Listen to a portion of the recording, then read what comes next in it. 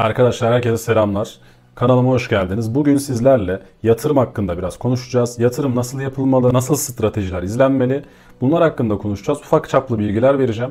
Bunları mutlaka hayatınızda uygulayın ki siz de uzun vadeli olarak kazanabilirsiniz. Ben artık kısa vadeli analizleri çok yapmıyorum. Belki görüyorsunuzdur. Çünkü artık daha uzun vadeli ve toplama mantığına geçtim.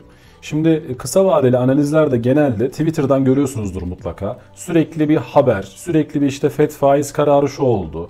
İşte atıyorum oradan Çin Bitcoin'i tekrar yasakladı. İşte Amerika'daki şirketler Bitcoin'i yasakladı. Atıyorum. Yani bu tür örnekler çok fazla önünüze geliyor ve siz de bunlarla sürekli panik yapıyorsunuz. Arkadaşlar kripto para piyasası dışında da bu adamlar zaten dünyayı bu şekilde yönetiyor. Haber odaklı yönetilen bir dünya var karşımızda. Yani biz sürekli haberleri dinlersek, sürekli haberleri dinleyerek trade yaparsak kısa vadede kazandığımızı düşünsek de uzun vadede mutlak surette kaybedeceğiz arkadaşlar.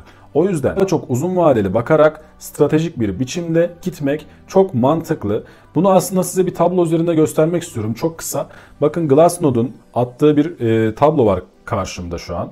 Bu tabloda bakın Covid BTC çöküşünü gösteriyor. Yani boğa piyasasına yükselmeden yani boğa piyasası gelmeden önce Bitcoin'in çöküşünü gösteriyor. Bakın burada aslında büyük bir çöküş olmuştu Bitcoin'de Covid geldiği zaman. Bakın bu çöküşü gördüğünüz gibi tabi bunun öncesinde bir ayı piyasası mutlaka oldu. Ancak bu çöküşü bile siz önemsemeseydiniz atıyorum yani şuradan alsaydınız şuradaki yüksek yerden almış olsaydınız Bitcoin'i. Çöküşü önemsemeseydiniz hani çok stres yapmasaydınız buradan tekrardan bakın sizin paranız kaça katlandı görmüş olurdunuz ki halen bunu satmasaydınız bile halen paranız şu an kârdaydı arkadaşlar. O yüzden hani haber odaklı gitmek uzun vade düşünmeyi kısıtlıyor dostlar. Birincisi haber odaklı yani bugün ne olmuş yarın ne olmuş tabii ki de çok önemli haberleri önemsemek gerekiyor. Ancak uzun vadeli para kazanmak istiyorsanız, eğer bu teknolojiye güveniyorsanız, inanıyorsanız, sizi korkuya yol açacak haberleri size servis eden insanları da görmezden gelmeye çalışın. Çünkü bu sizin uzun vadeli yatırımlarınızı da etkileyecek ve sürekli kazanan bir portföyünüz varsa portföyünüzü azaltmanıza yol açacaktır. Evet, yatırım stratejimizde en önemli ikinci noktayı da şuradaki örnekle açıklamak istiyorum arkadaşlar. Bakın burada RNDR diye bir proje var. RNDR projesi bildiğiniz üzere bakın haftalık grafiğe baktığınız zaman yani yılın başından beri sürekli bir yükselen trend gözükmekte. Bakın sürekli yükseliyor bu trend. Şöyle bakıyorsunuz gördüğünüz gibi. Şimdi uzun vadeli bakan bir insan normalde şunu bilir. Bakın her mum bir haftayı temsil ediyor değil mi? Buradan beri bakın çıktığından beri zaten bir düşüş vardı burada bakın çıktığından beri. Yani şu trend bakın gördüğünüz gibi şu trend daha hiç haftalık grafikte burada bozulmamıştı. Biz ne zaman bunu peki almaya başladılar veya balinalar bunu ne zaman toplamaya başladılar biliyor musunuz? Bakın şu alanda toplamaya başladılar bakın gördünüz mü? Bakın şu alan artık akümülasyon alanıdır. Accumulation zone. Yani artık fiyat düşmüştür ve artık düşeceği yer kalmadı. Sabitledi. Bakın burada ufak çaplı şöyle hareketler görebilirsiniz. Bu daha yükselen trende geçtiğini kanıtlamaz bunun. Bu ne zaman yükselen trende geçer? Bakın şurayı, şu alanı şöyle daha net göstereyim. Bakın şu alan geçildiği an yükselen trende başladığınız sinyalidir. Siz şimdi burada eğer bu aldığınız şurada topladığınız şeyi buralarda satıp buralarda çıkıp panik yaparsanız büyük ihtimalle şuradaki yükselişi yakalayamadınız ve yakalayamayacaksınız. Bu boğa döneminde de geçerli arkadaşlar.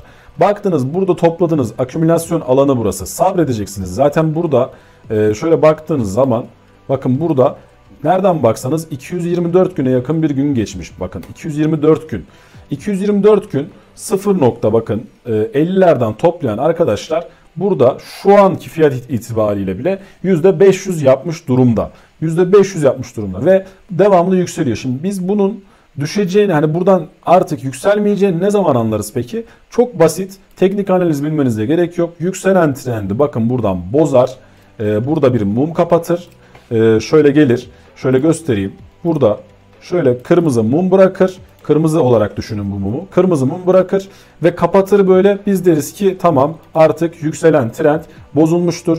Artık bizim bunun yükselen trendin altına, tam şuraya stop atmamızın zamanı gelmiştir demektir arkadaşlar. Bu çok önemli. Bakın haftalardır yükselen bir trend var. Bence bu yükselen trendde ne zaman elimizde malı tutmamız gerektiğini gösteren bir metrik arkadaşlar. Bu metrik çok önemli. Üçüncü olarak da arkadaşlar, bu grafiği görmeyeniniz yoktur diye düşünüyorum. Bitcoin Rainbow Chart diye geçiyor. Bu Bitcoin Rainbow Chart'ın özelliği şu: her mavi alana geldiği zaman bir genelde akümülasyon alanı oluyor. Bu akümülasyon alanına ayı dönemi de deniliyor daha çok. Burada genelde çok sıkıcı, hacim dönmeyen bir piyasa izleniyor. Ve bu piyasadan sonra yavaş yavaş yükselen trende geçen ve kırmızının en dibine kadar giden bir piyasa öngörülüyor. Buralarda da genelde tepeler geliyor arkadaşlar. Yani buraya yakın yerlerde, tam kırmızıya gelmese de tam maviye gelmese de genelde mavi alanı bir metrik olarak kabul edersek, sadece uzun vadeli yatırım yapan birisi mavi alana her geldiğinde sabırlı bir şekilde bekleyip alırsa kırmızı alana gelip satabilir. Ki bakın, geçmişte uygulayan insanların hepsi her mavi alana gelip aldığında, kırmızı alanda sattığında bunu sürekli kar alma pozisyonu olarak belirleyebiliyorlar arkadaşlar. Bu da çok önemli bir stratejidir. Bu stratejiyi uygulayan arkadaşlar da uzun vadede kripto paralarda mutlaka para kazanabilir diye düşünüyorum.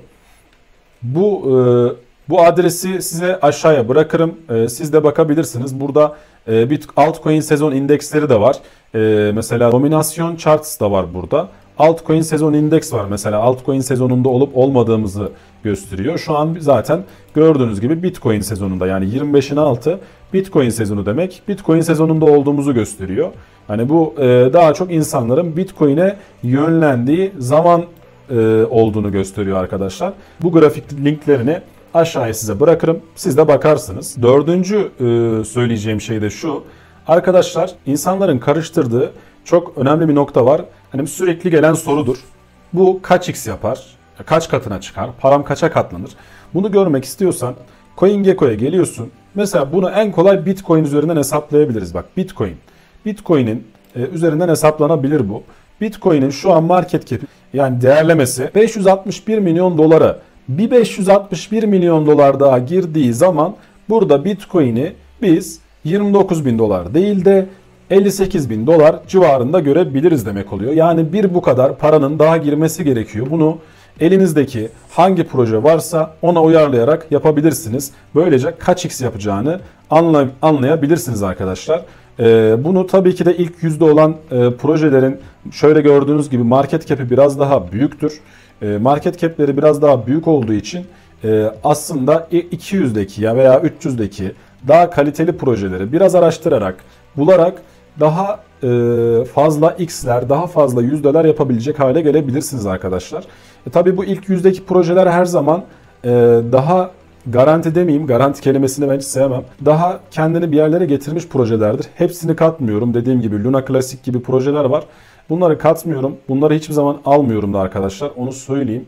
Daha çok mesela Render gerçekten güzel bir proje. Araştırmanızı öneririm.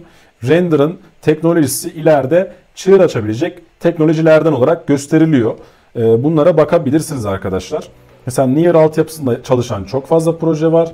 Bu gibi projelerin ileride altyapısındaki projelere de bakabilirsiniz. Hangi projelere yatırım yaptıklarının, ne kadar para harcadıklarını kendi sitelerine gelip görebilirsiniz arkadaşlar. Yani arkadaşlar, herhangi bir yatırım yaparken haberlere çok fazla odaklanmayı keselim. Uzun vadeli düşünelim ve yatırımımızı mutlaka bir plana göre yapmamız gerektiğini unutmayalım. Bu plana sadık bir şekilde ilerleyelim. Tüm paramızla yatırım yapmayalım. Bu tarz yatırım videolarının gelmesini istiyorsanız aşağıya mutlaka yorum bırakmayı ve beğenmeyi unutmayın. Beni diğer hesaplarımdan takip etmek istiyorsanız da şuraya bir QR kod bırakıyorum arkadaşlar. Telefonunuzun kamerasından QR kodu okutarak bu QR koddan diğer sosyal medya adreslerime ulaşım sağlayabilirsiniz. Oradan da beni takip edebilirsiniz diyorum. Kendinize iyi bakın. Hoşça kalın. Sağlıcakla kalın arkadaşlar.